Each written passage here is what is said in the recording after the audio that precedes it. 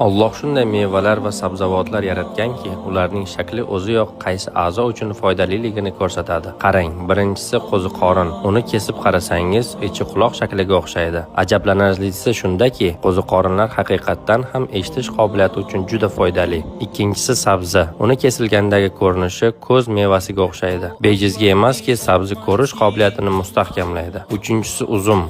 Uzum shingillari o'pka alveolalariga o'xshaydi va u nafas olish tizimi salomatligini saqlashga yordam beradi. To'rtinchisi yong'oq. Uning shakli inson miyasiga ajoyib darajada o'xshaydi va u miya faoliyati hamda xotirani mustahkamlaydi. Beshinchisi pomidor. Uni yarmiga bo'lganda yurakka o'xshaydi va haqiqatdan ham yurak qon tomir tizimi salomatligini qo'llab-quvvatlaydi. Oltinchisi loviya. U ko'rinishi bo'yicha buyrak shakliga o'xshaydi va ularni mustahkamlashda foydalidir. G'arbda bejizga buyrak loviyasi deb atalmaydi. Darhaqiqat, Allohning har bir yaratgan narsasida tafakkur qiluvchilar uchun belgilar mavjud. Bu ma'lumotlarni do'stlaringizga yuborib, agar sog'lig'ingiz uchun har kuni kerakli ma'lumotlarga ega bo'lishni xohlasangiz, mening profilimga obuna bo'lishni unutmang. Sizlar bilan doktor Namozov bo'ldi.